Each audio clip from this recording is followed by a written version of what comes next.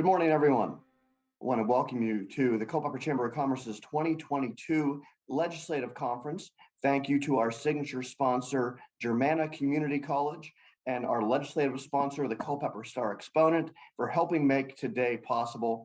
I'm Jeff Say, President and CEO of the Culpeper Chamber of Commerce, and we're excited to have some wonderful panelists here to share about what is important in our community, what we're looking for from our legislators coming up in the General Assembly in 2023. We're hopefully having some more of our folks join us. We see that James Menitz from Senator Bryce Reeves' office is joining us. I know that Nick Freitas is going to be joining us today, and Mike Wiebert has mentioned that they'll be joining as well. So look forward to them. I know, unfortunately, Senator Joe Vogel is unable to attend today. However, we are taping this on Culpeper Media Network, and it will be shared on Culpeper Media Network and also on the Culpeper Chamber of Commerce website. So thank you all today. This is a wonderful opportunity to let folks know about what is important to our businesses, to our nonprofits, to all of our organizations here in Culpeper County, as we have a lot of wonderful voices that are able to share what we are looking for from our legislators as we enter the 2023 General Assembly. So starting us off today is presenting on behalf of Education and Workforce, Dr. Janet Gullickson from Germanna Community College. As I mentioned, Germanna is our signature sponsor today. Thank you, Dr. Gullickson, for your continued partnership and for all the work that you do in helping educate our students as they're coming out of high school, as they're going back into the workforce, and helping prepare them to be the workforce of the future. Dr. Gullickson, thank you so much. Thank you, Jeff. Thank you for this opportunity. Welcome, everyone. Good morning. I'm from the Midwest, so rain is a blessing. Well, I'm very happy to see it raining out today again. Really appreciate you taking your time to be here this morning. I know you have many other places to go. I especially appreciate the representation from our leadership in the House of Delegates and the Senate in Virginia. And I want to thank you and your staff for leading us and negotiating all of those difficult things that go with governing. You are an effective body, a set of effective bodies, and I appreciate that very much. So thank you for that too. I want to set a context for you before I do my little presentation. I've been involved in higher education in Minnesota, South Dakota, Washington State, and Colorado. I will say, based on my experience in Washington State and Minnesota, that Virginia is really not ready to compete on this whole workforce demand area that we're in the middle of right now. Hearing from employers, 300,000 jobs not filled. And the reason we are not prepared right now to compete is that the investment in Virginia's community colleges, particularly in the workforce area, has not been what it has been, for example, in Minnesota and Washington State. Colorado has a very similar situation in its workforce developed to Virginia. And part of the reason for that is, just like Virginia, Colorado did not fund career technical education as a separate kind of tranche in the budget. Rather, it just dumped money on the college's doorstep, and it wasn't enough money to do career technical education. So we offered a whole lot of English courses. And so if you go across the state in Virginia Community colleges, you will find very little infrastructure to do the kind of middle skills jobs that we need. It's a little better in Southwest Virginia because they've had some of the tobacco money over time, and they have some big employers that have invested. But generally in the community colleges in Virginia, there is very little infrastructure to skill up the workforce the way the governor wants and the way the rest of us want as well. And that is a really important thing to know. For example, in Minnesota, if I had a heavy truck and diesel program many years ago, I would have gotten $18,000 from the state many years ago to train that student and educate that student. In Virginia, I get the same amount of money to educate a heavy truck and diesel mechanic as I would to educate an English major, and substantially less than the $18,000 I got 20 years ago to do heavy truck and diesel repair. So we are starting, when I to give an idea, and there's a lot of graphs I could show you about that, but I want you to understand that we are starting from a supreme deficit. I was just at a conference this last week with educators from North Carolina, Texas, a variety of other states, and they get millions of dollars to build not just the careers education infrastructure. By that I mean the equipment, the supplies, the ability to hire instructors so that who we compete with industry to hire, but also in terms of just the buildings that they offer to their students to offer these courses. So I just want to level set everyone on this, that Virginia doesn't have the money, our competition does, to do what our competition does. So I have a solution though. I have a big old solution. It's only going to cost about $250 million. But if you think about this, if we don't do this investment now, I will tell you that there is very little that will help, that we can do much differently to help with this 300,000 job gap. So I'm going to just show you a couple things right here, just get your attention.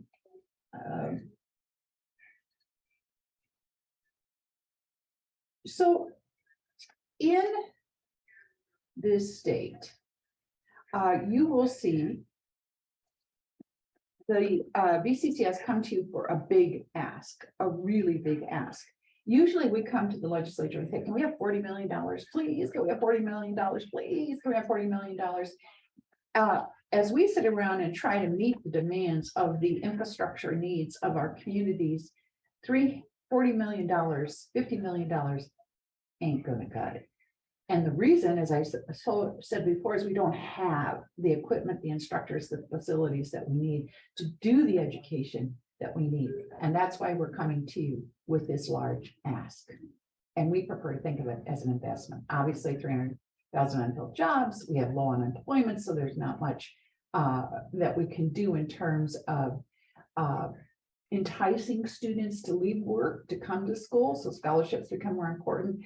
The labor force participation is dropping. Finally, us boomers are leaving, but we have to be replaced. And then some of the things we train for and educate for in Virginia, for example, four-year baccalaureate liberal arts majors, which is an important major, I'm not dismissing that, doesn't necessarily, those majors don't necessarily meet the needs of Virginia's unfilled jobs. So we have a solution. It's called Virginia Community College Systems Hire Virginia. Basically, what we're asking for is the supports for our students and for our facilities and equipment budgets so that we can actually train for those middle skills jobs. And I'll give you an example of what Germanna is doing right now. Germanna has already put in place that all of our students will have some sort of work-based learning while they're in school so that they know how to work on the first day of the job. And we want to focus across the state, not just at Germanna, on middle skills jobs with associate degrees or training and certificates. I was at Micron a few weeks ago, and the person who ran the chips part of their industry, which is a major part, said, we have 30% engineers, but we need 70% of what you can do in mechatronics. I can't do much right now in mechatronics. I don't have the equipment. And by the way, Virginia is in a very good place to compete for the federal CHIPS Act as well as the infrastructure money. But we're going to need some investment in our higher education to make that work. Remember, Micron, 30% engineers, 70% workers, like I turn out, not me personally. So this is what the $250 million is about. This is what we're asking for. First, right now, we have G3 and some other great scholarship fast forward coming directly to our students to help them pay for tuition. We need more of that. Our students will not leave their new jobs, their current jobs, even if they're low paying, to come to school if they can't afford it. So that's really what we need is really more scholarship money. Secondly, as I mentioned earlier, and this is the big ask, we need about $100 million to really modernize our labs, build the labs, classroom learning experiences. Part of what we're asking for is our employer partners to help match this so that we can really gear up and build the kind of educational system that Virginia needs right now. By the way, there's a warehouse just down the road from Germanna, one of Germanna's campuses, that is just ripe for building a career technical education center. Just keep that in mind when somebody asks you for 100 million. We have the facilities in mind, we just don't have the money. Dual enrollment's interesting. The governor is really emphasizing dual enrollment. I appreciate that. In fact, I appreciate a lot of what the governor is doing in workforce development. But right now, dual enrollment compared to Minnesota, again, compared to Washington State, again, is a loser for community colleges. By that, I mean, we really don't make any money helping dual enroll students. In fact, we lose money dual enrolling students. So what we need is to really bolster dual enrollment, not just for the English majors up among us, but also for career technical people, so that we get the funds that we need to build that infrastructure that I discussed earlier.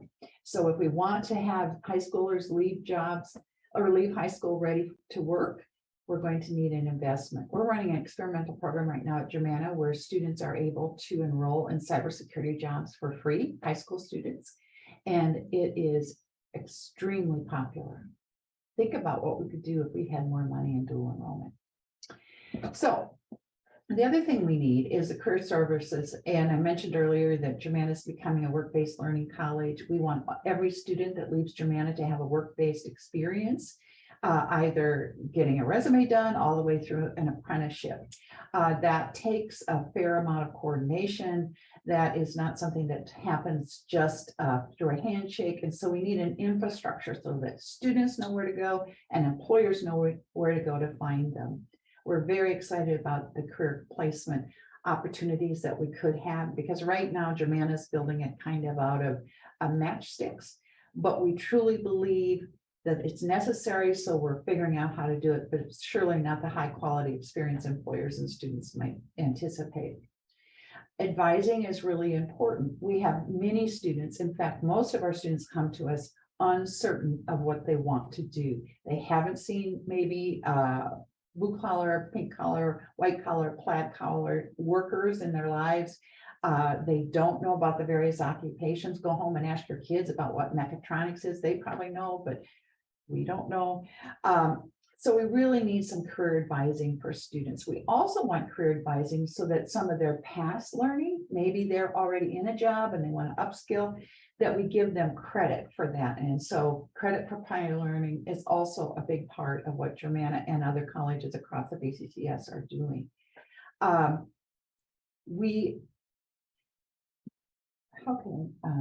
It is impossible to understate what COVID did to mental health across our country. And I see it among our employers, employees, you might see it as well, but I particularly see it among students. Not only that, but students in Virginia, as well as other states, have lost almost 2 years of education in their high school or K-12 experience. That 10-year kind of lag will be with us for a long time. So we're going to have to work with students to be sure they have a mental health mindset to conquer the barriers that may have come because they missed really about 2 years of education. We currently offer a service called Timely Care throughout Virginia. We did it as an experiment. It's highly successful. We don't really have plans to continue to fund it without your help. So this is a 24/7 virtual service that our students use like gangbusters. Not only that, but it allows our faculty to have some sort of referral for our students who are really suffering. And so it's really, the return on this investment is enormous. And finally, we want to do something so that people know that VCCS is the higher ed, which means you can go to VCCS schools and you can eventually get a job, or you can come to VCCS schools and find the employee that you need. So $250 million, you've seen the breakdown here. I really, really, really can't emphasize enough that Virginia is behind in terms of infrastructure investment in career technical education. We're doing some stuff that's very creative, for example, with CTech Culpeper using their facilities. We're working with the Spotsylvania Career Tech Center and the Spotsylvania schools, but that really is not where our adult population wants to go. Higher ed, look for it. You're going to be lobbied like crazy on it, but it really is what's needed right now to do what we all want to do, which is give our sons, our daughters, our neighbors, people we know, people we don't know, jobs that allow them to be steadily employed while meeting employer needs. Now, I think I have a few minutes for questions. Jeff, is that correct? Yes, so if we have any questions from the legislators for Dr. Gullickson, we will open that up now. And Dr. Gullickson, thank you, because I think that was wonderful information and very eye-opening. Thank you. And I think, Jeff, I did send the presentation and just more detail about this ask to Amy, so it could be on your website if you want. Absolutely, and we'll share it out with attendees and panelists as well. Thank you. Hearing no questions. Oh, Jeff, sorry, this is Nick Freitas. Delegate Freitas, thank you for joining us today. I will let you have the floor. Go right ahead. No, it's my pleasure. Thank you for hosting. I definitely like to see more details. I probably have way more questions than we can fit into this event, but I thank you for the presentation.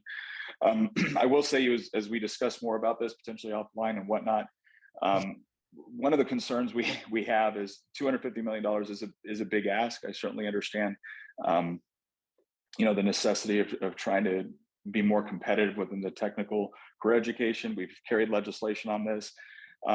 One of the concerns I get from a lot of my constituents is there has been an enormous investment in higher ed. Now, I think it's been disproportionately not given to the community colleges. And so I'm very open to finding ways that we get some greater parity on that. And I've carried some legislation before to try to open up tag grants and things like that for certification training, non-certification training, a lot of things that would be handled through the community colleges. As you can imagine, I get a lot of pushback from other higher education institutions. And so I do think when we look at spending more money, there has been a lot invested, and people are getting I get a lot of calls from constituents. They want to see a lot more on what is being produced on the other end. And so as we talk about this some more, I would love to see some numbers on how we think investment in this area is going to produce not just people attending, which I think is very important, but the corresponding jobs that come afterwards. So we don't find ourselves in a position where we're once again debating whether or not, on the federal level, they're going to spend hundreds of billions of dollars forgiving student loan debt. That's become a real concern. So again, I think where you're focusing and where you're asking for the money makes a lot of sense because those are a lot of jobs that right off the bat you have marketability. But there's going to be some pretty hard questions of higher ed going forward on how we ensure that the money that we're taking from people and then giving to higher ed is then turning out people that are coming out with certifications, credentialing, degrees that are going to be able to get them good jobs, help them pay back loans and things of that nature. But I thank you very much for the presentation and look forward to the discussion. Thank you, Delegate Freitas.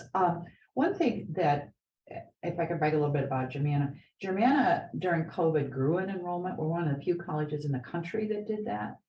We actually increased in the last 5 years enrollment by 15%. And we've increased enrollment in populations that we didn't have previously. So we used your investment, and it is an investment, to continue to grow our college, and we have reinvested those tuition dollars back into the college and really eked out a tremendous amount of efficiency. We're one of the most efficient community colleges in the state, probably in the country. I just want to give you this little example, if you would just take this with you, and I'll reach out to you, Delegate Freitas, so we can talk in person. A few years back, I went to Virginia Tech, and I was given a tour to it, and maybe some of you have seen it, in a building that had a room that was it was a black box. It was totally black, no light could penetrate it. It was like they had hundreds of thousands of dollars of equipment surrounding it so they could test stuff and sound waves and all that stuff, which is really important research work. It really is. That lab, which cost more than I ever get for equipment, or have gotten probably since I started 5.5 years ago, is used by maybe 12 graduate students. So I really support accountability across the higher ed system. And I think we'll get that with the hard questions that you're asking, Delegate Frida. So thank you very much. No, I certainly appreciate that. And again, I'm not in any way implying that Germanna has not been wise with respect to how they use resources. I'm saying that it's more of a question that is increasingly being asked of higher education. I was recently at an education summit in Roanoke, and it was just a foregone conclusion that tuition has gone up, and so therefore taxpayers should contribute more. And there's a lot of pushback on, well, taxpayers want to see, taxpayers want to make sure that the investment is actually producing good results. And again, I think with institutions like Germanna, I've been very impressed with how you have worked with our high school students, how you have worked with companies and industries within Virginia that are looking for qualified employees. So again, it's more of kind of a general statement, and I'm certainly aware of some of the issues that we have with some of our big four-year universities. So again, I've carried legislation 3 years in a row now to try to make sure that you guys were actually qualifying for some of the grants that kind of just by default go to higher ed. And so I'd love to work with you more on how we achieve that. Thank you.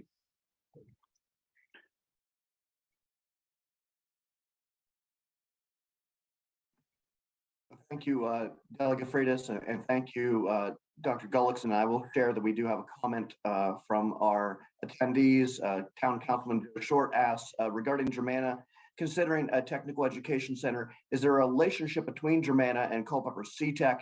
And then he asks, is dual enrollment is a huge benefit to our local skilled trade oriented students and for families that struggle with the cost of high school education. And he just thanks you for making that availability to our community. So Dr. Gullickson, just real quick, can you just really briefly touch on that relationship between Germanna and CTEC and Culpeper County Public Schools? Thank you for asking that question. We have a great relationship with CTEC. It was actually built, I think, in part with that relationship in mind. So for example, we offer our automotive program on their site. We don't have another site for our automotive program.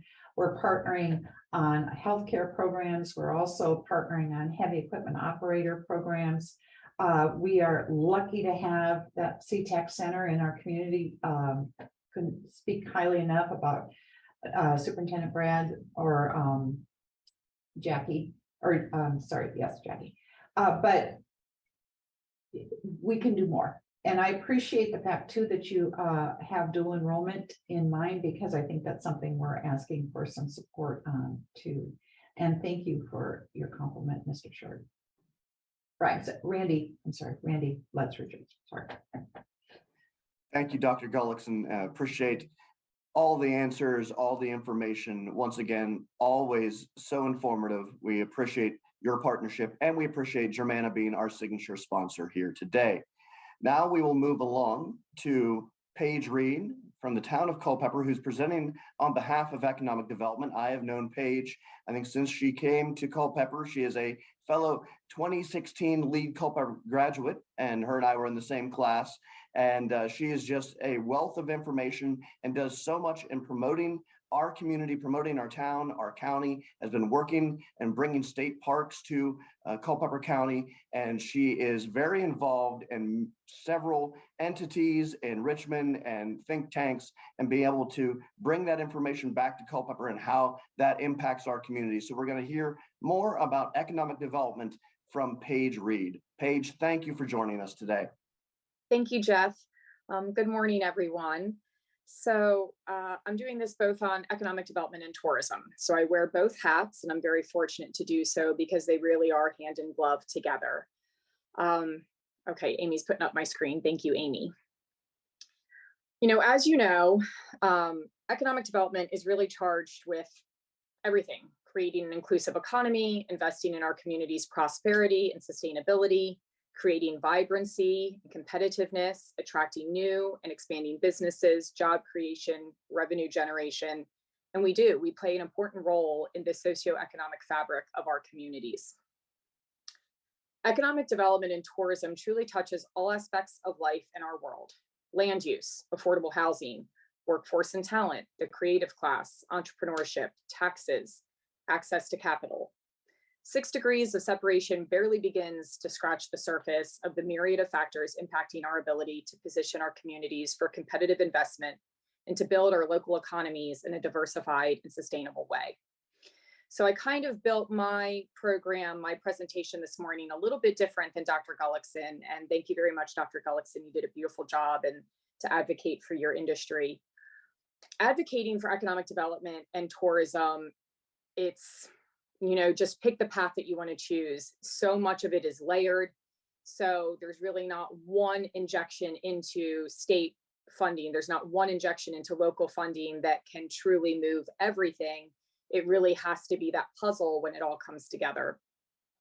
So to that, economic development and tourism, it's a team sport. We work with every type of partner. We work with private, nonprofit, government, hybrid, all of the above. In Virginia government alone, here are a handful of the agencies that affect our work. Some of them are the obvious: Virginia Economic Development Partnership, Virginia Tourism, Department of Housing and Community Development. Some that might not be so obvious: Historic Resources, State Corporation Commission, DEQ. But every project, every business, every investment has a comprehensive list of agencies and partners that help to make it happen. Culpeper is the 5th largest town in Virginia. It's in the top 10 fastest growing towns in Virginia, even competing against some of our cities. And we're one of the top 20 fastest growing counties in the Commonwealth.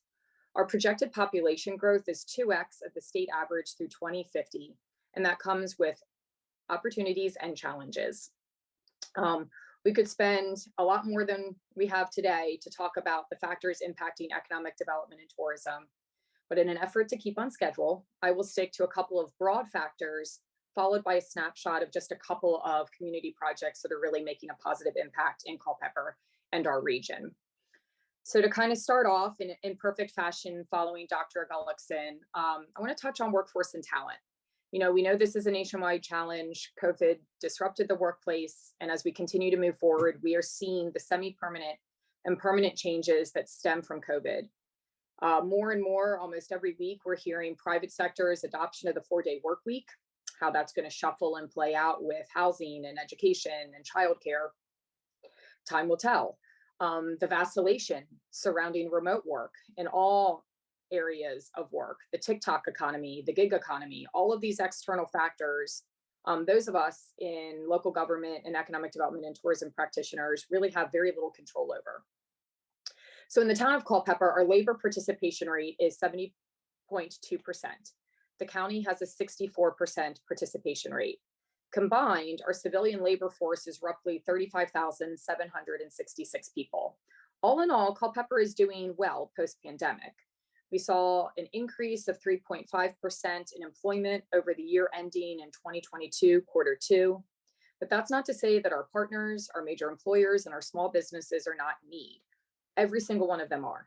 We hear this all the time. Jeff hears this. We have roundtable discussions with this. We have small business council discussions with this. It is a critical need, whether it's just participation rate or whether it's the proper skills or the interest in work, that need is evident across the board. As Dr. Gullickson mentioned, in Culpeper, our career and technical education school is doing extremely well. Principal Summer Scales has programming ranging from automotive technology, culinary, masonry, cosmetology, cybersecurity, drafting, emergency medical tech, healthcare tech, and so much more. They are partnering with Germanna Community College. They're partnering with our communities, businesses, and major employers to really be able to hone those skills and those credentials that will make that growing population, our new population coming into the workforce, more ready to get going. Culpeper is also home to the new Pathways Center, which is a career and technical education facility located at the Carver campus, focused on machining school skills, CNC milling apprenticeships, and the National Institute of Metalworking Skills credentials.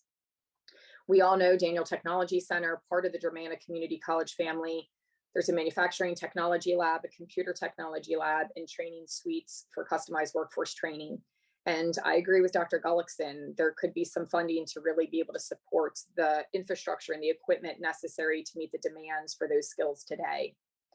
But before I move on from workforce, these are what you have on the screen is a lot of the state programs that are supplying that support, whether it's the Virginia Jobs Investment Program through VEDP that we offer to our major employers. It's the most widely used program, or the Virginia Talent Accelerator Program, which is a newer program at the state level. And this program is really unique because it rapidly reskills an area's workforce to the exact requirements of a new or expanding employer through training that is fully customized to their unique process, equipment, and procedures.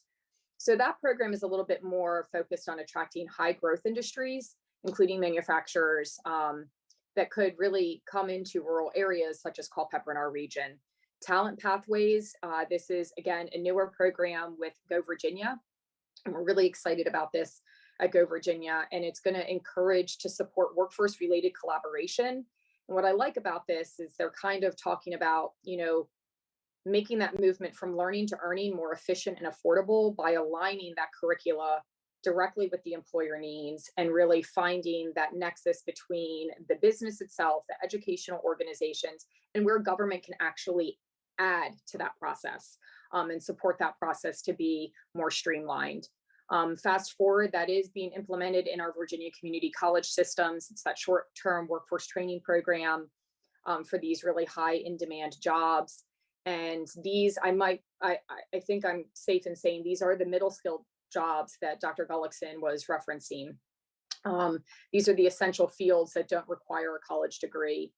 And then I want to say that I'm pretty excited about the newly formed Virginia Office of Education Economies. So they're working on this really amazing comprehensive data dashboard right now that's going to answer a series of research questions. What it's going to do is it's really going to empower policymakers at the local and state level to be able to understand and to answer questions about the education and the labor market needs. So it's going to give us a better insight into the path of when the workforce development happens, the education and the private industry needs, and where those gaps are, and finding ways to better be able to fill those. So I know that they're getting closer and closer to launching that dashboard. I saw a sneak peek recently with Go Virginia, and there's some great information coming. Okay, so next up, sorry, Amy, I didn't trigger you. Next up, I want to chat a little bit about infrastructure. So economies cannot sustain and cannot grow without a proper foundation. There are numerous external factors regarding infrastructure. Consumer price index, interest rates, for example, again, those are things that we have very little influence over. Things that we do have influence over, some of the things listed here that you can look at are ones that we in local economic development and tourism heavily rely on and are heavily impacted by in our efforts within our communities. Just to touch on Culpeper sites, land development. Here in Culpeper, we have 4 tier 4 sites, 6 tier 2 sites, and 1 tier 1 site. These range from 30 to 300 plus acres. We also have roughly about 14 uncharacterized sites, a handful of which are more microsites with less than 10 acres each. The site development programs at VEDP and Go Virginia, they're very strong. I still believe that there's some hurdles that are not reaching rural communities, and not even just rural communities, but aren't truly servicing all of the communities that it could. Most of those programs require a minimum acreage, contiguous acreage, and that typically comes in at 100 acres. Some areas there's funding for 50-acre sites. And I appreciate that. And I know that, at a state level, we need to be as competitive as possible to be able to move the entire needle for the Commonwealth forward. But when you drill it down into that equitable distribution throughout all of our communities, there isn't ready-made 100 to 250 acre sites throughout every community. And so if we want to be able to help all of our communities move forward, I do believe there's opportunity to kind of just review and maybe assess some of those criteria to be able to access those funds, to be able to move our sites to more shovel-ready tier 5 sites, which would really, in essence, result in conversion. So VATI, everybody's been talking broadband, since the pandemic, and Laura Loveday here in the county is managing Culpeper's VATI grant extremely well with All Points Broadband. There's always hiccups in new programming, especially programming that gets expedited into, the industry, but they've got a good pulse on that. And the next 18 months, we'll see some results. So we're pretty excited about that. And we thank you for that continued support of this program, knowing that really addressing that last 20% of customers is critical for workforce, for those that are doing remote work. And also, for the potential of land use, bringing broadband into those areas, future land use could open up for whether it's commercial or industrial. Transportation. Yeah, it's an essential component of economic development and tourism. We need the continued support from state and federal funding programs such as Smart Scale and revenue sharing, especially when it comes to the secondary road system. Our growing transportation needs and the deterioration of critical transportation infrastructure, roads and bridges, is creating detrimental impacts to the economic vitality and the safety across our communities. And there are so many programs. We could spend all day just talking transportation programs. And it's really nice because they do have their own little lanes that they focus on: smart scale, revenue, TAP, and then additional when it comes to diversifying for multimodal and rail and everything else. But the funding, it's always it's just there. It's just enough. Or we have to wait for the next round. And so those programs, we cannot, in local communities, we cannot manage this without that support at the state and federal money. So it's really, truly critical for everything in local government. Energy. Yeah, well, so you thought broadband was a big conversation. Energy is today's conversation. It's gaining big support in Virginia and beyond. Governor Youngkin's 2022 energy plan, I really enjoyed a lot that's in there. Support of a lot of the data that came from that. Biden's recently announced $550 million community-based clean energy initiative, the 10 million Virginia Power Innovation Fund. Couple this with the advancements in technology and the proof of concept in clean energy generation, I'm very hopeful that we're going to start to see major disruption in this target sector. Currently here in Culpeper, we have investors that are interested in this space for Culpeper, but we're facing tremendous challenges when it comes to accessing the grid. So yes, we've got the technology, we have the private investment, we've got the land, we've got everybody kind of all of these green lights. And yet in Virginia, we have trouble taking that new generation and bringing it back onto the grid. Access to the grid is a major challenge. Access to capital is also a challenge. So I'm really, really excited to see the results of the energy plan, possibly helping to eliminate some of those grid barriers. I'm excited to learn more about how to access the funds, whether it's, Biden's 550 or even just the 10 million that Youngkin recently announced in November, which kind of leads me to the big BIL, the bipartisan infrastructure law. This is looking to inject once in a generation investment into our nation's infrastructure. And as of November 2022, roughly $4.3 billion is headed to Virginia, $3.6 billion for transportation, over $120 million for clean water, roughly $82 million for clean energy, and it goes on. But as a locality, we need help from the state with communication on how to access these funds. I have like 50 Google alerts, along with many others, and I could spend all day reading, but I don't have all day to read. So we could use some assistance in making sure that the communication is being disseminated to all of our local governments as cleanly and as clearly as possible. It's understandably a complex bill. It's understandably has layers of funding requirements and performance measurements, but we're ready. We're ready with projects. We're ready to do the hard work. We really just need to have some assistance in learning how to access. I'm signed up for like 15 boot camps starting in January. So as a tourism director, I cannot overlook the value and the importance of placemaking. But before I go into that, I do want to mention affordable housing as infrastructure. Affordable housing plays a substantial and reinforcing role in local economic development. Without a sufficient supply of affordable housing, our employers and honestly, the entire regional economy, we have a competitive disadvantage given the subsequent difficulty to attract and retain qualified workers. So expanding opportunities for a housing's community workforce is critical to keeping and growing jobs in our region. And on a positive note, I do want to say that Culpeper has 2 affordable housing projects underway. People Inc. and Chaz, when combined, they're going to be bringing an additional 97 units into the market. And while that's very positive and we're very excited for that, and there's some really good regional and state money helping support that, even local money and local land. Thank you to town council and the county board of supervisors for that land donation. It's just the tip of the iceberg. And, affordable housing is really kind of that bottom tier. We need to saturate affordable housing so then we can create space and capacity at all the tiers that go above, so we can also see economic prosperity for our workforce and for our communities. So back to placemaking. We can have all the education, training in place, the roads, the utilities, everything can be a green light. Everything can be there. But if we don't have communities that people want to live in, they're not going to. So outdoor recreation, trails, parks, agritourism, small businesses, experiential retail, all play a critical role in the infrastructure of our communities. I know I'm running long, so I'm going to keep going quickly. Forgive me if I speak too fast. Just to touch on tourism in the creative class, we've been very fortunate here in Culpeper that our tourism economy has recovered and surpassed pre-pandemic numbers, representing 68.8 million in annual economic impact. And this truly reflects the hard work, the passion, and the dedication of our entrepreneurs and small business owners. And let me just say, it takes a lot of work to build a tourism economy, primarily because it is comprised of entrepreneurs and small businesses. I've been very fortunate that I've worked in tourism at the state and local level now, coming up on 16, 17 years. So I've seen it all, ups and downs. And in our role as local government, we really focus our efforts in supporting entrepreneurship and the creative class through education and access to capital.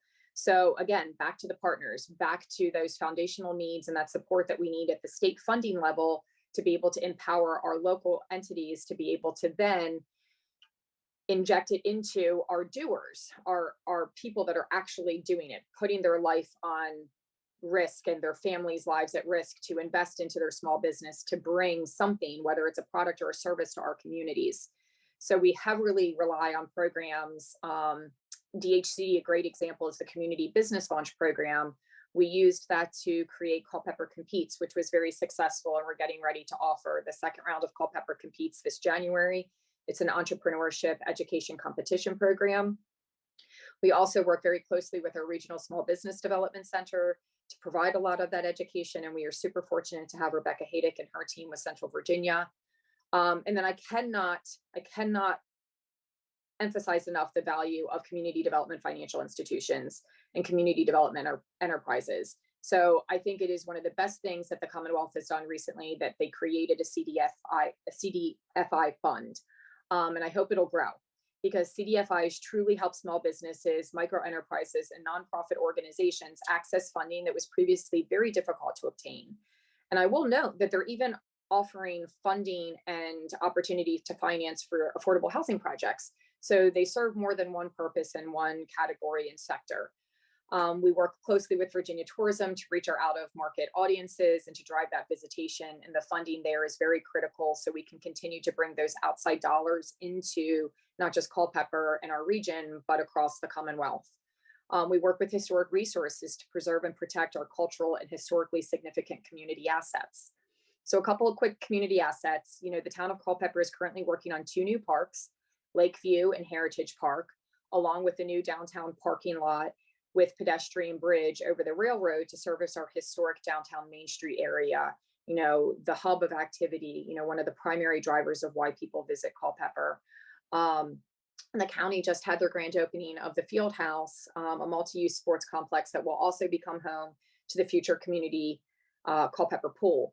And so all of these community assets that help position Culpeper as an attractive place to live, work, invest, and ultimately give back to our community, because those are the families that we want to attract to live here, that will represent that 2x population growth over the next 20 plus years.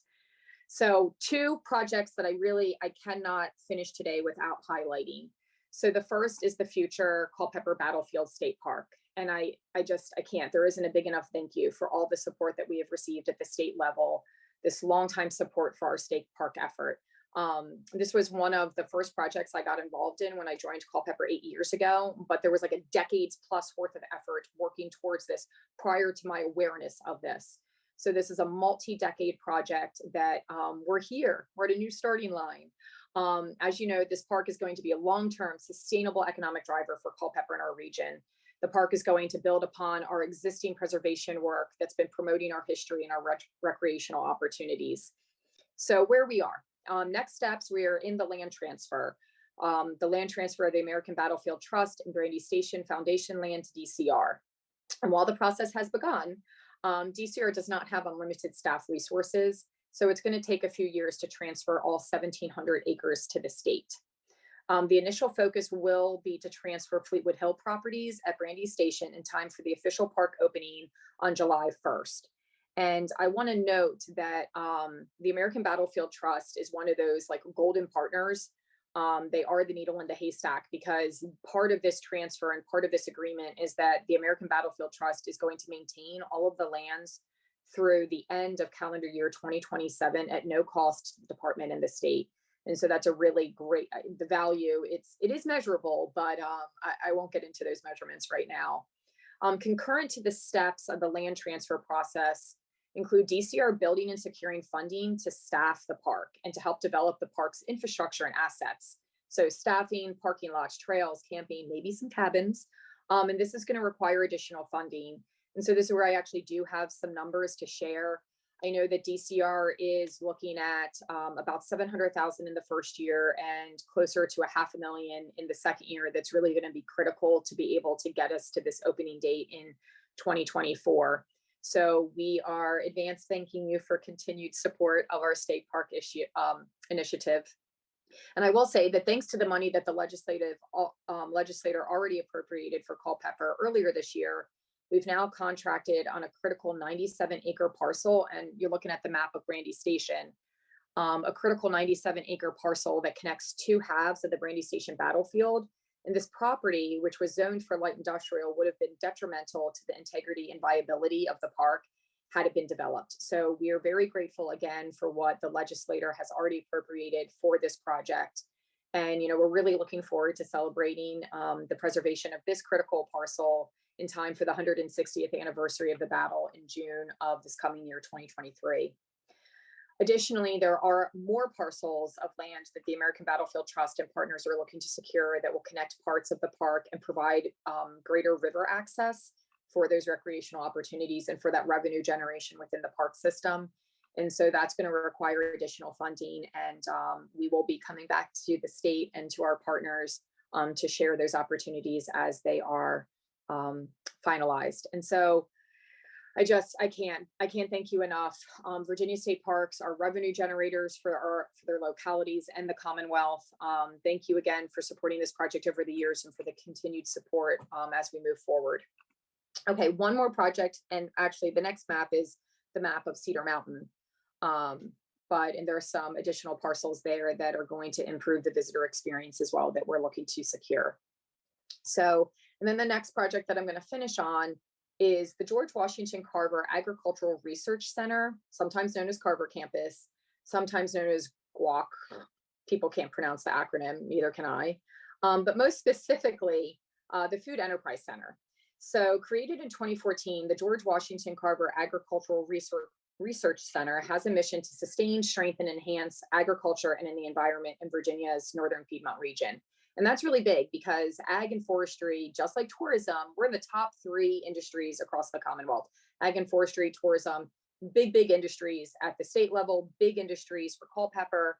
And the more we can do to support these industries and the continued investment of our private operators, the better our community will be. So the main activities in pursuit of this mission are in 4 separate areas. The Food Enterprise Center, which you see a concept rendering here of the Stone Soup Job Skills Training Program, back to workforce and training. Also the Food Security and Agriculture Working Group. So that really has a lot to do with food security, and there's really great work coming out of that. And then the research in conjunction with the Culpeper County Extension Office, Virginia State University Small Farms Program, Minority and Veteran Farmers of the Piedmont, and the Rappahannock-Rapidan Regional Commission. So programming at the Carver campus, specifically in these categories, are really primarily servicing the 5-county region of Culpeper, Fauquier, Madison, Orange, and Rappahannock. And I just want to note that recently the Food Enterprise Center has made very strong progress. Working with Laura Loveday in the county and her team, We have been very successful in getting Industrial Revitalization Fund grants, a PATH Foundation grant, a Go Virginia grant. We were very grateful to the congressional earmarks through Congresswoman Spanberger's office for the new roof. And there has also been some privately secured funding for the Food Enterprise Center itself. So construction and rehabilitation of the 6,200 square foot facility is underway. And when it'll open, it will serve as a food and beverage manufacturing incubator, a training facility for value-added ag production and food safety, and so much more. So I just wanted to end on saying thank you again for the longtime support of this project and the Carver campus as a whole. And I'll open it up for questions. Thank you, Paige. And we'll go to our legislators if there's any questions or any questions that could be typed in from Q&A for our attendees. I think I went long. I apologize. That's quite all right. If you have any questions, please quickly type it in the Q&A. If you're one of the delegates or one of the senators, please feel free to ask any questions. But once again, a wealth of information from Paige, and I think it just shows how viable Culpeper County is, the town. You mentioned all of the projects that we have happening here. So I think it's. I mentioned a fraction of the projects. just a fraction of what we have happening here in Culpeper County. So thank you. If we have a question, please type it in Q&A. We will try to revisit that because we do want to keep moving. So we do have a question.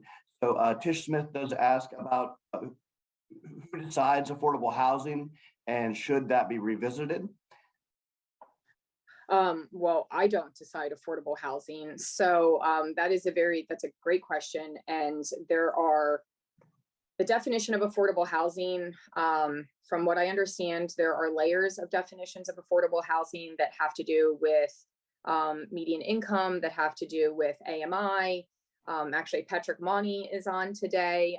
Patrick is a little bit more in tune with some of those qualification criteria that help define what is affordable housing. When it comes to supporting affordable housing projects, the state did open up a set of funding that was then disseminated into the regional planning districts. So that funding did come to the Rappahannock-Rapidan Regional Commission. And from there, the Rappahannock-Rapidan Regional Commission board received proposals from all 5 counties, and they evaluated those proposals based on core performance metrics and what it was going to do to meet the demands of those specific communities. And so there was a myriad of criteria that they reviewed in that, and then the board made a recommendation to which projects would receive what level of funding. And we were fortunate that 2 projects in Culpeper did receive regional funding. One of those projects also did receive local support in the formation of transfer of land in the town. And it was the bulk of the land was owned by Culpeper County, with a portion of the land owned by the town. And both town council and the county board of supervisors, through a series of public hearings and meetings, really reviewed that project and assessed the value for the community and made that positive decision to partner with People Inc. and Chaz in support of those projects. So I don't know if I answered it completely. There's a lot there. That conversation it's more than an elephant. It's a big conversation. Awesome. Thank you, Paige. And we do have one more question that is coming from Josh Haley. As a recent transplant Culpeper from Alexandria, what specific efforts are made to reach people who don't currently live in Culpeper to move here? Well, the chamber is a great source of information. The visitor center, if they're looking just to move here, we have a lot of skilled real estate professionals. Tish, one of our previous question askers, they have a lot of resources. I guess it would really come down to what information they're looking for. Are they looking to relocate businesses? Are they looking to get jobs here? What categories? So all things that we can address offline. Thank you, Paige. We greatly appreciate all the information and your wisdom. Is always a pleasure to hear from you on behalf of economic development and tourism. So thank you once again. We will move along to Virginia Kuntz from Freedom Street Partners. Virginia is one of my mentors. She was the board chair when I started in 2020 and has just been a wealth of information dealing with financial details. And she's going to be presenting today on behalf of business taxes and what our businesses and nonprofits and other organizations can be expecting coming from the General Assembly in 2023. Jenny, thank you for joining us today. Thank you, Jeff. Yeah, so I'm going to go behind Paige, who just has a wealth of knowledge of our local locality and what's going on in Culpeper, and take a little more of a general broad perspective for our businesses, and especially from the federal level. So let me bring up my presentation here. And all right, so I want to spend some time today really kind of going through business and tax impacts, the financial impacts that we will potentially see in the new General Assembly session coming up here shortly. So federal legislation right now, the big one on the table is the Secure Act. We call it Secure Act 2.0. Secure Act 1 initially came through in 2020. I know we're still getting IRS interpretations and guidelines on how to implement even the Secure Act from 3 years ago, and we'll continue to get some of that into 2023. So there are some moving targets there. But the basis of the Secure Act on the federal level is to get people to save more for retirement, improve retirement rules, and lower the employer cost of setting up a retirement plan. The big pieces with this and on a national level, we do have such a big gap in financial literacy in our country, as well as retention. And it goes back to the workforce and the labor dilemma that we've been hearing about today, which is a stressor on our businesses. So some of this could even help employers maintain some costs and some retention to their employers and help them have better lives as well. But some of the key things that impact on businesses that are coming down from the Secure Act 2.0 is to enable employers their 401k contributions to their employees that are making student loan payments. So this would be something new. Most of the time, employers are matching. So as an employee, I would have to contribute to get my employer match. And this would incentivize, and allow more savings for your employees, for employers to make those contributions to those continuing to pay down their student loans, and kind of help them catch up in that savings realm. Matching contributions from employers are, as of now, pre-tax, meaning that taxes are not paid on those contributions. In the House bill, they are looking at allowing this to be an elected request or choice from the employee to become Roth contributions from the employer. So, we will wait and see exactly how the tax piece of that, since taxes will be paid up front, and how that will be covered. But it would be an assumption that the tax would be on the employee and still be a positive piece for employers. The House bill also is looking at auto enrollment into 401k plans. This will decrease cost in 401ks, and it ensures that employees are beginning to save a little bit more for retirement, starting at 3% contributions from employees and then working its way up to 10%. So the Senate bill is not right now requiring or mandating auto enrollment, but they are looking at additional incentives for businesses that are enacting that auto enrollment to 401ks. And then another piece to this that could impact businesses is part-time employees. So if you have part-time employees who have at least 500 hours over 2 consecutive years, they would be eligible for the 401k plan and the matching, which is a little bit different than right now. It's mostly full-time employees are eligible. Companies do tend to have some flexibility, and 401ks are not the only retirement plans available. So there are a lot of small business retirement plans that I specifically work on with a lot of my clients here, especially in town and locally in Virginia, because one of cost and two, the flexibility to participate and encourage participation from their employees. So not only do we have impact on businesses, but there are some big impacts on individuals. We've, again, from the 2020 Secure Act, we've been waiting on some required minimum distribution interpretations for inherited retirement plans. The interesting thing about required minimum distributions is it has the highest tax penalty if you do not take it out, and that's on our seniors. So it's currently at 50% tax penalty for failing to take out your required minimum distribution. And right now in the bills, we're looking at reducing that to 25%. So that would be something that I think would be very beneficial to our seniors.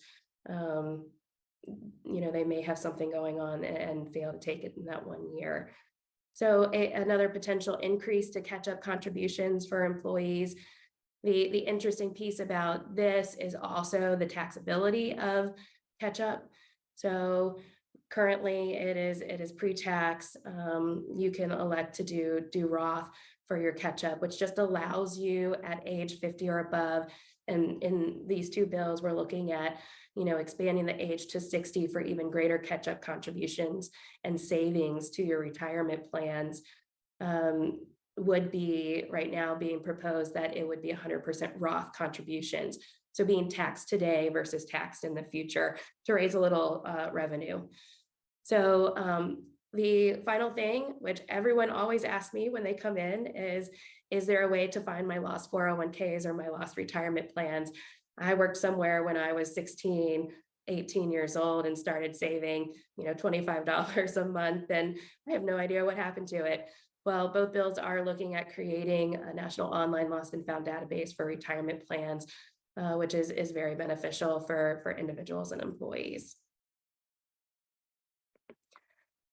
So I think the big piece also is just what other potential legislation and items are on the table, stressors to our businesses.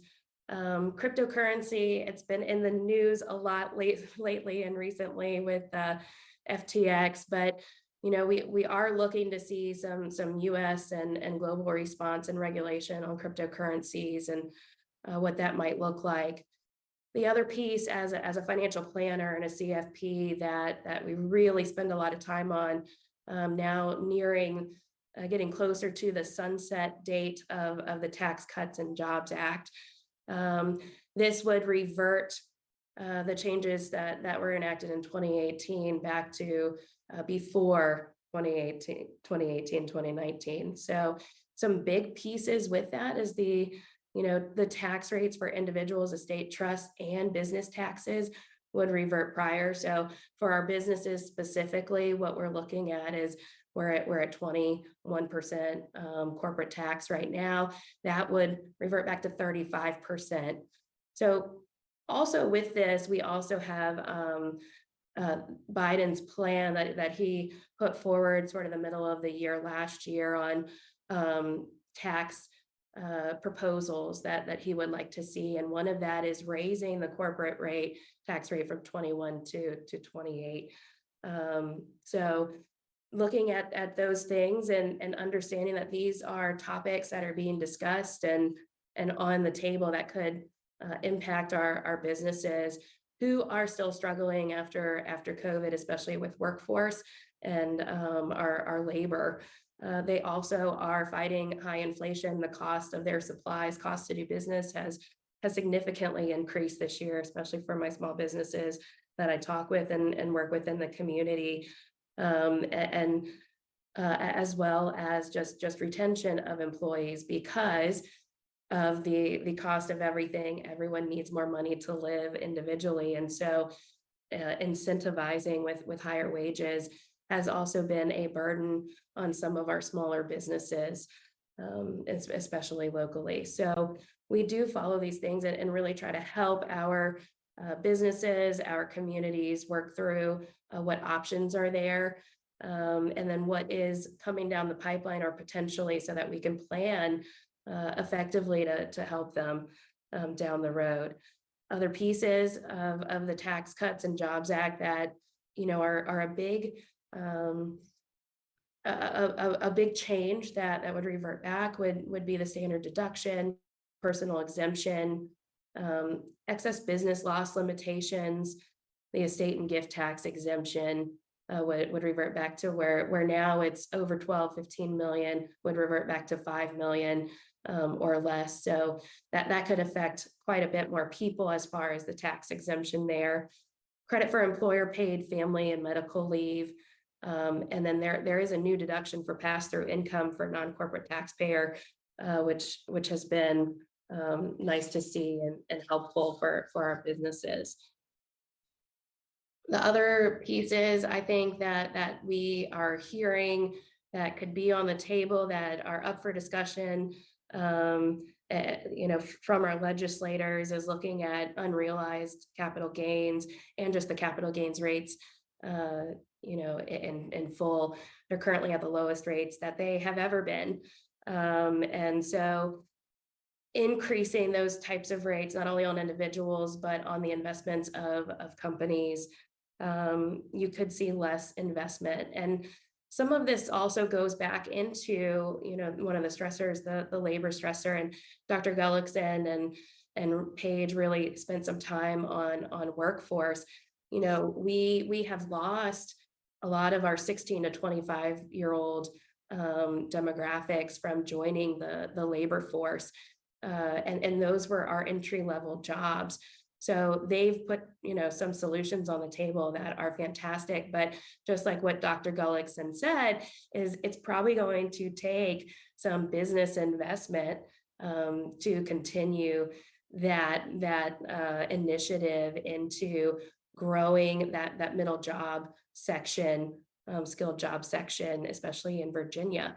So allowing you know, the tax changes, not only in Virginia, but federally, for that business investment, potentially incentives to make those investments in their communities to improve their labor and workforce could be extremely beneficial in partnering in such a way between business and government. So I like the piece that where Dr. Gullickson really said it's going to take both investments there, but we want to make sure it's available, and businesses can make those investments. So there are a couple other things I just wanted to go over. Another piece, and this actually affects me personally, is the Department of Labor's independent contractor rule on October 13th. Really, the Department of Labor proposed the rule that would eliminate the 2021 rule. So we do understand that this rule is really to not harm many of worker classifications that should be taken care as employees in the companies. But then we get wrapped up if we completely revert the 2021 rule back to where I've made a choice to be an independent contractor and I am backed by Raymond James because of compliance and regulations. And it's extremely hard to do that and costly to do that on your own. And I know there are other industries as well that are potentially could have to change their business model if we completely reverted back to the before the 2021 rule. So this is a big piece of what I'm hearing from, especially from gig economy. We had some clarity through the 2021 rule that allowed us again by choice to be independent contractors. So really looking back at that and being sure that it's modified this Department of Labor independent contractor rule, so that choice is, kind of restored and given back to those of us that are doing this, and making the decision to become independent contractors.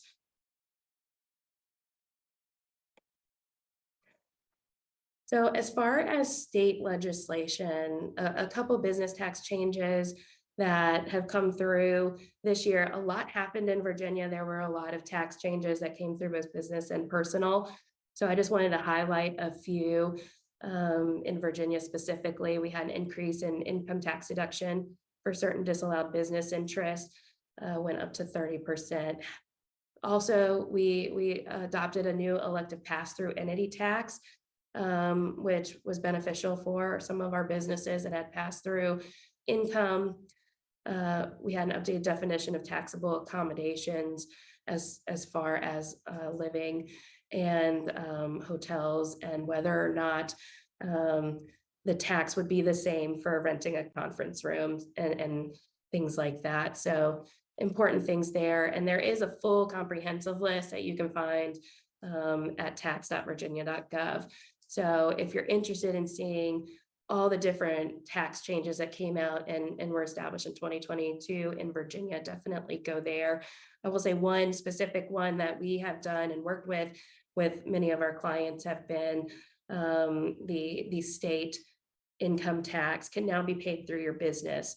So it's a deduction for the business. It reduces their federal tax, but can be paid through the business versus the pass through the personal. So that has been a benefit for many businesses that we have seen this year. Other things that are expected that have just been, kind of recently brought up and potentially could be on the table for expected proposals. We had the Joint Legislative Audit and Review Commission in Virginia. They were directed to study just the progressivity of Virginia's individual income tax system. So currently in Virginia, the bracket structure, the income bracket structure was adopted in 1990 and hasn't been changed since. So, just is that an area of concern? Is that something that we should be looking at? And there were other Virginia taxes as well, just looking at grocery tax, gas tax, and carbon tax that could potentially be on, become a priority for discussion this year. So just trying to keep everyone aware of those types of things going on. So I think that is pretty much what I have on a high level for our businesses and our community as far as taxes and what could potentially be on the table. Do I have any questions?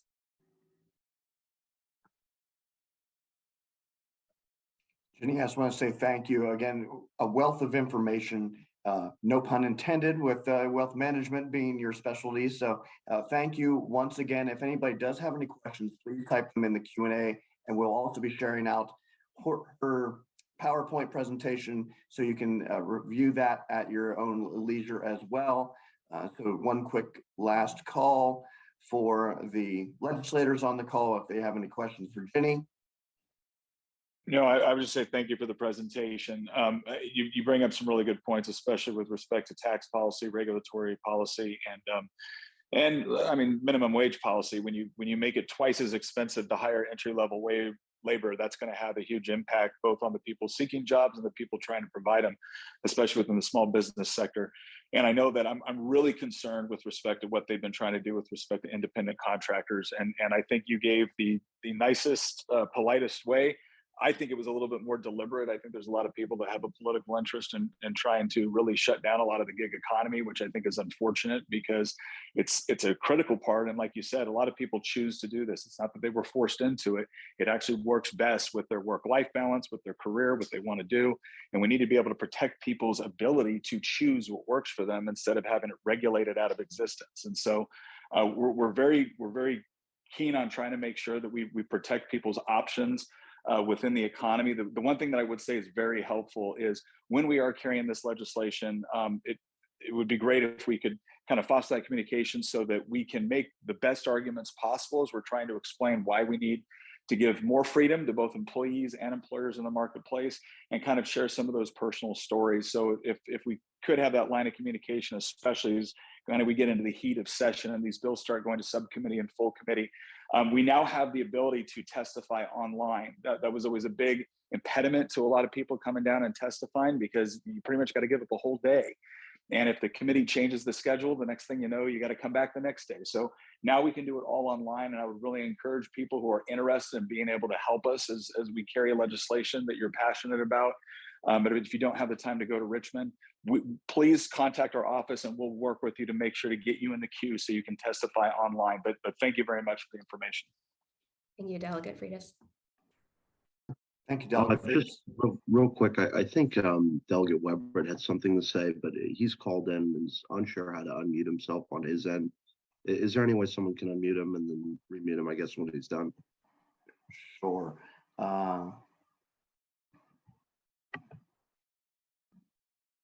Delegate Weber, I think you've joined us here. Do you have a question for Ginny?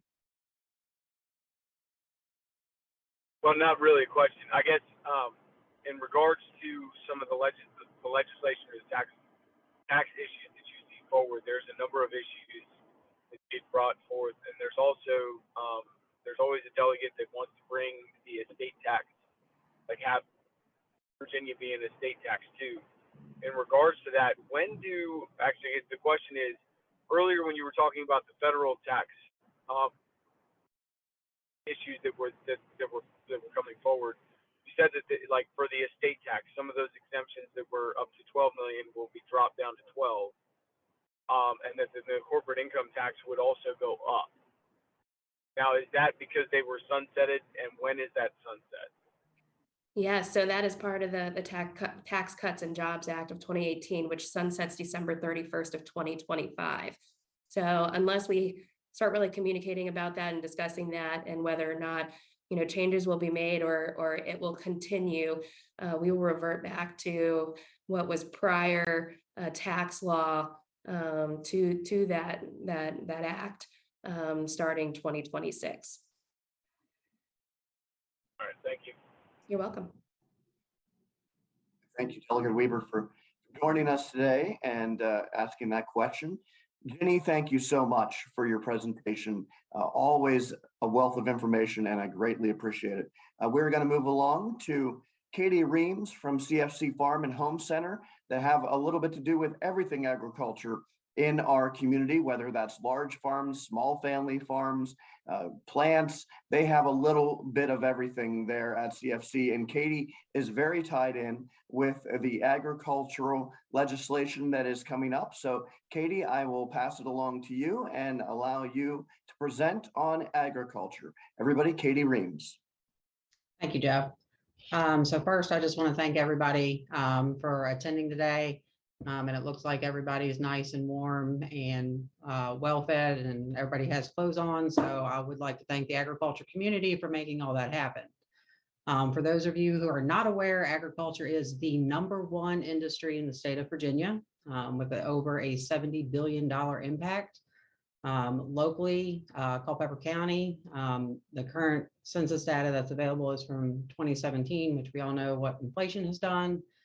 But just solely on the market value of crops that were sold, it was over $48 million in 2017. Culpeper County is the 3rd largest in horticulture production in the state. We also rank pretty high up there with cattle and crop production as well. So we are very much and a truly agriculture community here. So with that, there's always competition for different land uses. So I just would like to make the delegates and senators aware that aren't, which I know that you guys are very well versed in our agriculture industry here. But just to be aware of potential impacts that legislation might have on competitive uses for land. They're not making more of it. And there needs to be a balanced approach to economic growth while still keeping land viable for agriculture production. So with that, our watersheds are also extremely important, not only to agriculture production, but to society as general. So I would ask that you continue to support the funding for the ag best management practices. As you well know, last year is the first year that we were actually fully funded to try and meet those nutrient reduction loads. We would ask that you guys appropriate another 110 million to help with those best management practices, to have full funding, and also put some in the reserve when there's not there. During COVID and even post-COVID, there is still supply chain issues with getting products and even services lined up to be able to implement a lot of those best management practices. So we would ask for that continued support and funding. With that too, we would also ask that you support delaying the mandatory development and implementation of the nutrient management plans to July of 2030. There is not enough certified nutrient management planners in the state of Virginia to even begin to accomplish what is currently in legislation. With that also too, that does tie back into some of those nutrient or the best management practices as well. So it's just with COVID and everything else that's happened, it's just preposterous to even begin to think that we're going to accomplish those nutrient loads by 2025. We would also ask that you oppose any new employer mandates that would increase the cost and regulatory burdens and limit the ability for farms and agribusinesses to have a stable workforce. We all know that minimum wage is going up. We also know if you're in the ag industry, you're already paying well above minimum wage. If you can find workers, and I'm not even saying qualified workers, but workers. Dr. Gullickson talked about some of the programs there with Germana, and I hope one of those programs on her list is to have a CDL program if they do not, because there is a nationwide shortage and we all depend on all those CDL truck drivers to get goods and services. Everyone's aware of the railroad strikes that have been mentioned several times here over the last few months, and those CDL truck drivers are vital to our economy and our sole livelihood. If we don't have goods and services, we don't have food, we don't have heat, we don't have fuel. Those drivers are critical to keeping our economy and lives going. We would also ask that you oppose any legislative or regulatory proposals that would restrict the use of EPA and USDA approved pesticide and herbicides. Those products have allowed us to use better management practices on our farms while still protecting the environment and increasing soil health and productivity of the land. As several of you well know, less than 1.9% of the US population is involved in production agriculture, which is critical, obviously, to having food. So having those practices and tools in our toolbox to be able to use is critical to being able to keep producing more off of less land with less people to feed the nation and the world. We would also oppose any legislation that would restrict or prohibit aerial application of crop protectants.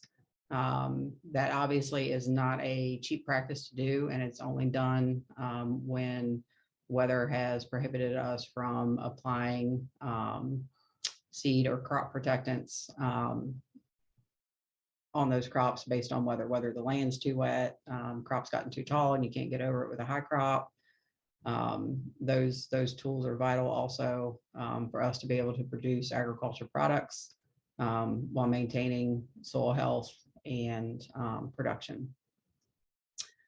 We'd also like a lot of clarification on the unlicensed farm use vehicle program. And I know Delegate Freitas and Delegate Webert, you and I have talked about this extensively. So I don't feel the need to go into a whole lot there, but you guys are well with the issues with that. And the burden that it's placing on farmers, unfortunately, because of a few individuals, well, I shouldn't even say a few, because of several individuals out there that have chosen to just go buy a set of farm use plates and slap it on their car and ride around and have no ties to agriculture production whatsoever. The Carver Center work that has been done there in funding, I would like to thank you guys very much for that. We still do have several large production farms here in Culpeper, but with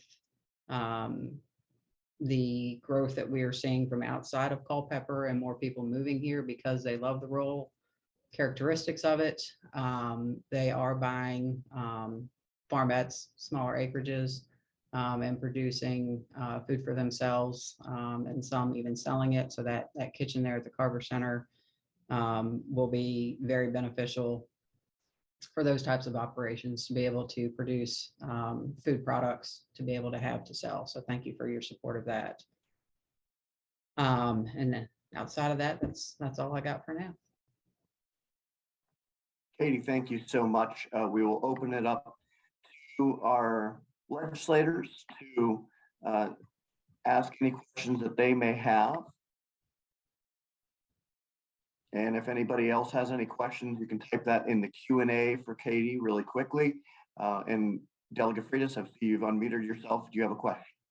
No, I just wanted to say thank you very much. I mean, I just do what Katie tells me to do anyway, so this should be easy. But no, I appreciate the information, and as always, I really appreciate that Katie's always been willing to come out and reach out to us with specific use cases and examples that we can use as we're crafting the arguments for the legislation. So I just wanted to say thank you. Awesome. Thank you, Delegate Freitas. Katie, thank you once again. And I think that was a wonderful point about how people are moving to Culpeper and are having their own farmettes, and some of them are selling them. So be able to connect with those folks is agriculture is a very broad subject. So I think that's incredible. Thank you for sharing that. So Katie Reams from CFC Farm and Home Center, thank you so much for speaking on behalf of agriculture. Now we will end the day with Tammy LaGraff from the Culpeper Free Clinic. Tammy is amazing director of the Culpeper Free Clinic. She's going to be speaking about access to healthcare and insurance as she sees a lot of our community come through her doors looking for help, looking for access to healthcare, and being able to provide that with partnerships that she has in our community is incredible. So on behalf of access to healthcare insurance, allow me to introduce Tammy LaGraff from the Culpeper Free Clinic. Tammy, thank you so much for joining us today. Thank you. And definitely a big thank you for inviting me and giving me an opportunity to talk not only about our clinic, but just the issue of access to healthcare, because it is so important to all of us. And I think that if we have learned one thing during COVID, it is our interconnectivity and the importance of health on a community, not just an individual basis, but how there is such a chain reaction to even one individual having health needs that are costly or affect so many other people. And we have seen that quite a bit with our patients, and I know you've all seen it within your families and community. I've been the director, lucky enough to be the director of the Free Clinic since February of 2020. My favorite job ever, I gotta say. We moved here probably 4 years ago. I worked at the health department for a little while, and this community has been so incredibly welcoming, and we have so many ties here already, and we love it here. And it is just a great community with great people. So I'm going to talk about our clinic, which again, I love our clinic and everything that we do here. But I also am going to reiterate quite a bit that access to healthcare for everyone, as our patients are really lucky in that we don't charge them for the healthcare that we give them. A lot of people are not so lucky. And, with the cost of everything and the effects of COVID, I think that that access becomes more and more difficult. So, oh, I got to share my screen. We practiced and everything. Maybe. There we go. Okay. So again, I have been the director here for almost 3 years. I arrived about a month before COVID did, and they have not forgiven me yet for that. So our clinic has actually had its 30th anniversary this year. It was started by some local physicians who are still here, still involved with our clinic, and still, some of them still practicing in our community. They were concerned about patients that they were seeing who did not have health care and were having a great difficulty paying for their health care and medications. So they started a clinic one night a month in the health department basement. And it soon grew and moved here to this site that we're in now, and we are open 4 days a week. We have a few guidelines for our patients to be eligible for our clinic services, and that is that they have to be 18 years old, they have to be a Culpeper County resident, they cannot have any other health insurance, and then there's some strict income guidelines that they have to follow. So at this point, we are looking at 300% of the federal poverty guidelines for income or less. And there's a little guideline there that gives you kind of an idea of what that is per household size. So one person, for example, would have to make at 40,770 or below to qualify for our services. We're going to talk a little bit about the programs that we are able to get free medications for some of our patients, and they look at these guidelines very carefully, that we are following them very carefully. They come in and audit us yearly. In fact, I'm in the middle of an audit through Merck right now, who gives us quite a bit of our diabetes medications, and they look at all of the information that we look at to make sure that we are following these guidelines to receive that medication for free. In 2021, 67% of our clinic patients fell below the 150% of the federal poverty guidelines, which is really low. It means that they make very little. We did recently increase. We were at 250% of the federal poverty guidelines, which you can see the difference there. We just increased, and there was a couple reasons for that. We saw that there was an opportunity to increase access to more of our community members, but also one of the things that we saw during COVID, and this kind of reflects back on some of the workforce issues that we've discussed today, is that some of our patients who work in food service, especially food service, were unable to work their normal hours because of the low amount of workers that they had. So they were working so much overtime that they started making too much to qualify for us. So patients that were established here would come in because they recertify yearly with their income, and they would come back and they would be making too much. And that was all based on overtime hours because of the workforce issues. So we felt like it was time to increase those levels a little bit so that we didn't lose existing patients, and again, open up access for more people in the community.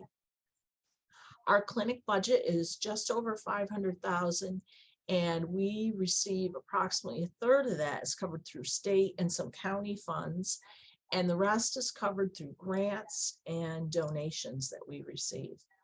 We have a small staff of 9 wonderful healthcare providers and administrative people, and they work so hard and they are wonderful, and I cannot brag about them enough.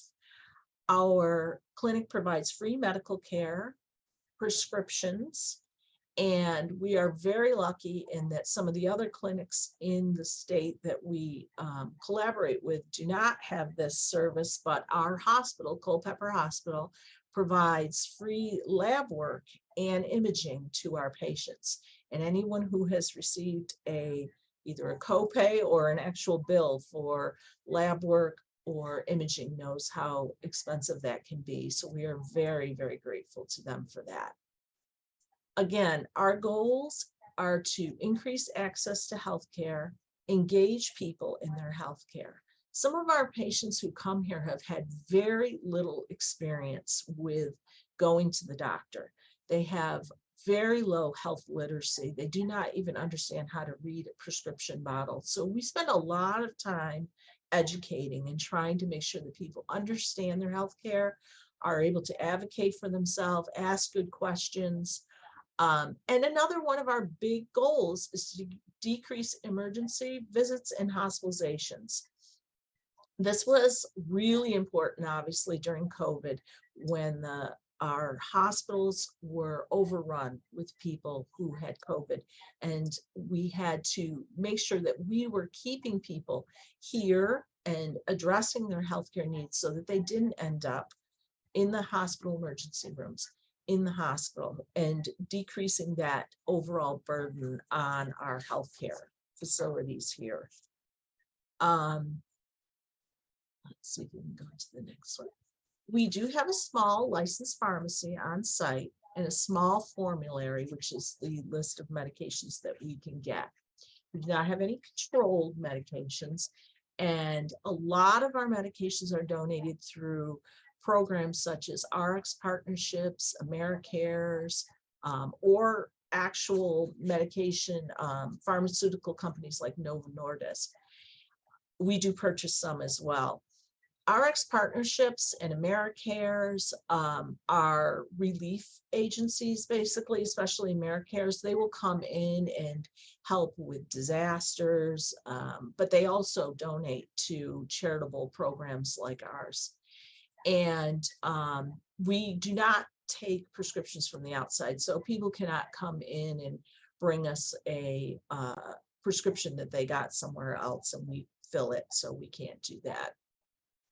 In 2021, we filled close to 5,000 prescriptions, and you'll see the value there of those prescriptions. And RX partnerships donated approximately a couple thousand of those medications, and there's the value of their donation to us. Our clinic purchased medications. We go through a Cardinal program where we get a little bit of a discount, and we spent $8,700 in 2021, and we are right about on the same path this year, as you can see by what we've spent year to date. We also have a medication assistance program out of our clinic for our patients, and how that works is we have a social worker who comes a couple of afternoons a week, and she works with the patient to go through and fill out all of the applications to get medications directly from the drug companies. And the reason for that is some of these medications, as we're going to talk about on the next slide, are so expensive. First of all, our patients could never afford them. Second of all, we can't afford to buy them. And the other companies, such as RX partnerships, could not access them. They're very expensive medications. So we are able to access those through this medication assistance program. And this is something that's available through a few of our free clinics here in the state. And it is a huge help, especially for diabetes medications, insulins, and things like that. Our medication assistance program has about 60 active patients of our clinic patients. And so far this year, we've filled 201 prescriptions through that, and $68,000 roughly is the cost of those. So you can see the costs on this slide of medications, and you know what that means for our clinic to be able to get these medications for free. But our patients are very lucky to be able to access these programs, and believe me, they know it and are so grateful. But you know, this is again a huge cost for people to maintain their health. So just some basic information about our clinic patients. Last year, we had 591 duplicated patients, and we're again about on track to have the same again this year. And you'll see in 2019, we were at 572. And then during the pandemic, we did have lower amounts in 2020. New patients, we had 267 last year. We're a little lower this year. And I think that that's related to some Medicaid applications that we're going to talk about. We average around 25 new patients a month. We had just over 2,000 visits last year, and I think we're pretty close to that this year again. The social worker who does come to us twice a week also helps us fill out Medicaid applications. So if a new patient walks in and we look at their income and we think that they can possibly be eligible for Medicaid, we have her work with them and fill out an application right here. And she can usually run that through very quickly. We also can help outside people, not just our patients, get that service. She is willing to fill out those applications with anyone who walks in the door. And we do that sometimes. And I do think we are very lucky in our relationship with the Department of Social Services, so they help us have this social worker on site. And she does a tremendous job getting these applications through. And I really think that is part of why we have some lower new patient numbers, is we would bring them in to have them apply for us, but then as soon as we see their eligibility, we move them on through her. So I think that has helped quite a bit. And we have this year, as you can see the difference, last year in 2021, we had 102 applications completed and 28 were approved. This year so far, we've had 87 applications completed and 66 approved. So there again, she is really helping a lot of people get the Medicaid benefit. Now, we all know that the Medicaid emergency Medicaid benefit will probably end soon. We're not exactly sure. We've received that 60-day notice, alert a couple of times, but when it does end, we are expecting to have quite a bit of extra patients come our way who will be now no longer eligible for Medicaid. So this will, again, it's very important. We have an outreach work where we try to get the word out there so people know we're here for when that happens, as well as just every day. It will also impact dental care. We have a lot of people who receive dental care through Medicaid, and I can't underplay how important dental care is to your overall health. I know people hear this all the time, but just, having good oral hygiene, having good just routine care, let alone having the ability to take care of an emergent problem when it comes up, is huge. In our chronic illnesses that we're going to talk a little bit about, having dental care is so important. You can get bacterial infections that can really hurt a person's overall health in a big way, huge impact. So the most common conditions that we see here at the free clinic are the usuals that probably most family practice offices see: high cholesterol, high blood pressure, diabetes. GERD is a huge one. And, people think, well, GERD, that's, a little bit of acid reflux, but over time that can be very serious, and it can cause what we call esophageal varices, where people can bleed and have difficulty with nutrition. And again, huge impact on your overall health. Anxiety, well, in the climate with COVID and everything else, we have seen quite a bit of anxiety, and we are able to refer people to the CSB for behavioral health treatment. So we're happy about that. We also deal with whatever other acute conditions come up, from sore throats to earaches to, small injuries. Sometimes we do have to send people to the emergency room from here, but we try to, again, keep as much in-house as we can to keep people out of that healthcare system. The most common employment of our patients are food service, cleaning, agricultural, tree service, construction. We have quite a few small business owners who cannot afford healthcare. We have students, we have caregivers. So we have, we try to make sure people understand that, working doesn't mean that you can't come to the free clinic. A lot of these people cannot access healthcare through their jobs, and we want them to know they can come here as long as they meet those eligibility requirements for income. So again, when we think about these chronic conditions, especially if they are untreated, the impact on our community are, individuals whose blood sugar is out of whack or their blood pressure is too high, if they end up in the hospital or losing work, we have a lot of workforce issues already from COVID. There's the burden on the hospital, and we know the hospital is still struggling right now with all the respiratory things that are going around between COVID and the flu and RSV. We really need to keep our members of our community healthy and make sure they have access to healthcare and medications and, any way to keep everyone functioning and productive. Medication costs, it's just some general information because I think it's always shocking to me, even as a nurse for 30 some years, at the cost of medications.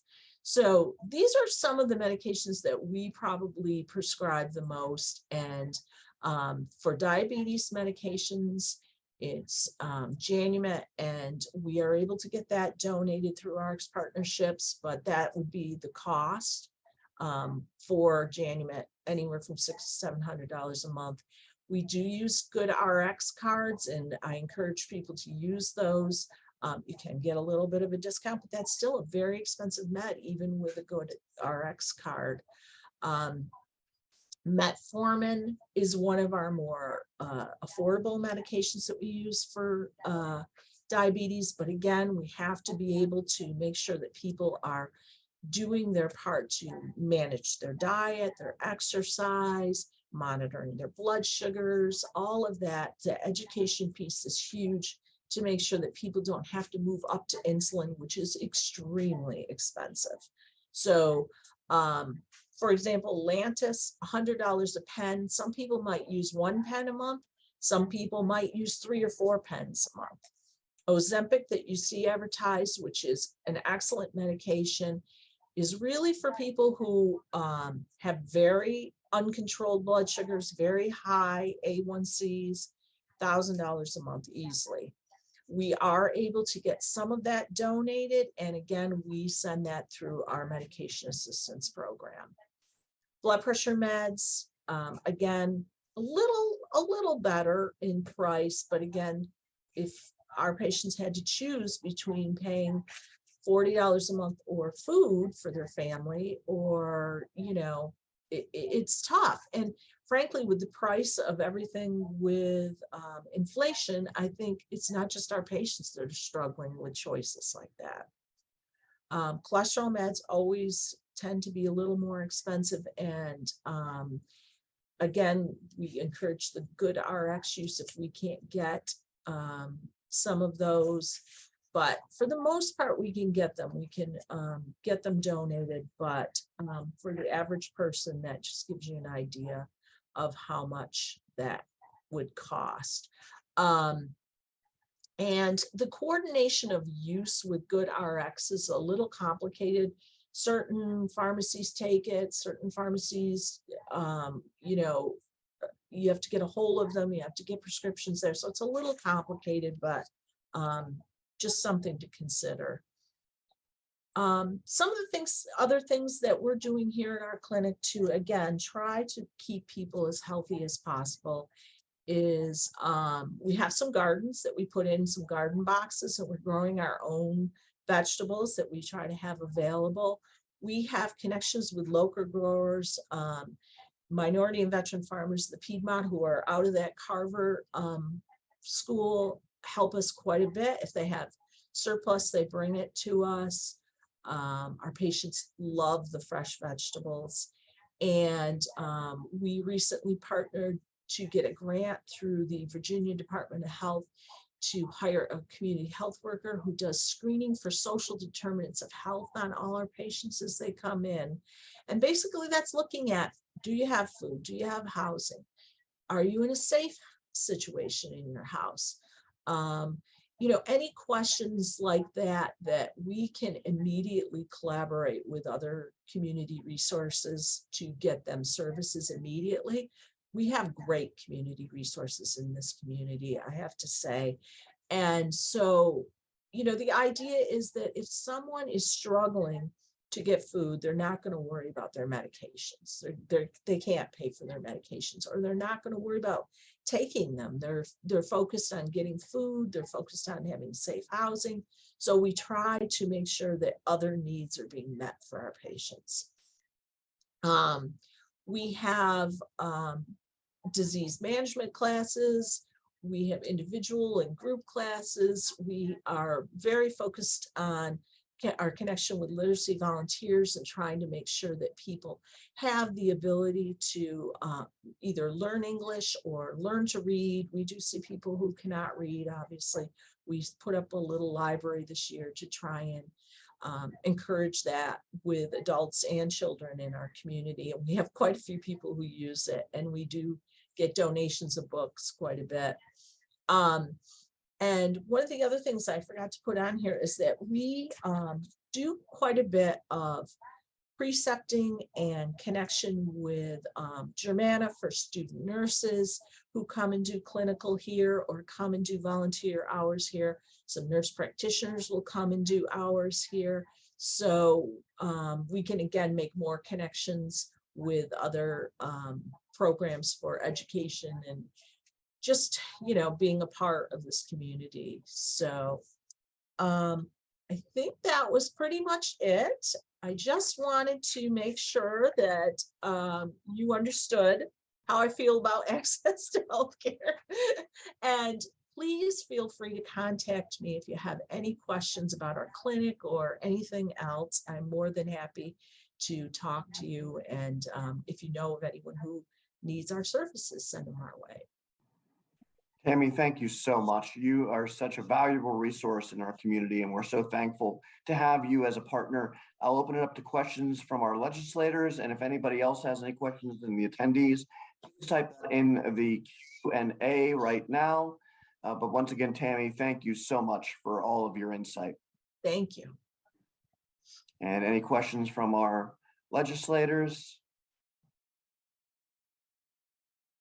And I don't see any questions from our public. I think a lot of people are aware of what the free clinic does, but hopefully if they weren't, they are now aware. And there's opportunities for volunteering. There's opportunities to support at the Oyster Fest, which is the first Saturday in October. And Amy and I had a wonderful time helping out with that this year. So we look forward to folks being able to connect with Tammy and the free clinic that way. Once again, we want to thank Germana Community College as our signature sponsor. We want to thank our legislative sponsor, Culpeper Star Exponent. And I would like to take this opportunity really quick to see if Delegate Nick Freitas or James from Bryce Reeves' office would like to make any comments. I know Delegate Weaver was with us, but I believe he had to run. So if there's anything from our legislators, if you would like to make any comments, now is the time.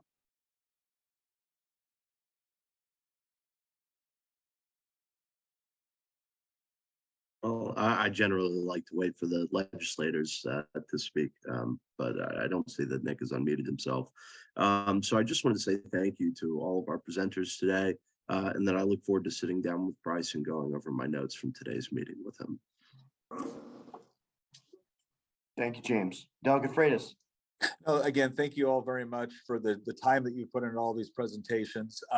Again, the best thing that we can do is make our offices available, especially as we're crafting legislation. The pre-file deadline is passed. However, there's still the ability to get bills in. And so we would love to work with you in order to figure out what sort of legislation would be appropriate, what sort of budget amendments would be appropriate.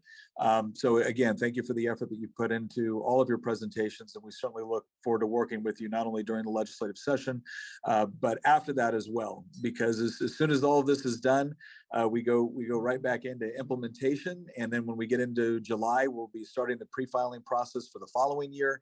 And so the more that we can have the back and forth communication, the better the legislation can be. And you guys provide just invaluable insight, because I've said this before, you guys help us make sure that what looks good on paper in Richmond actually works well in the real world. So thank you all very much. Thank you, Delegate Freitas. Once again, thank you to all of our presenters today.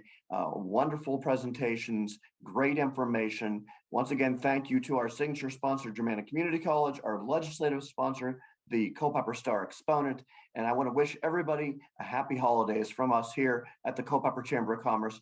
Thank you for joining our 2022 Legislative Conference. Have a great day.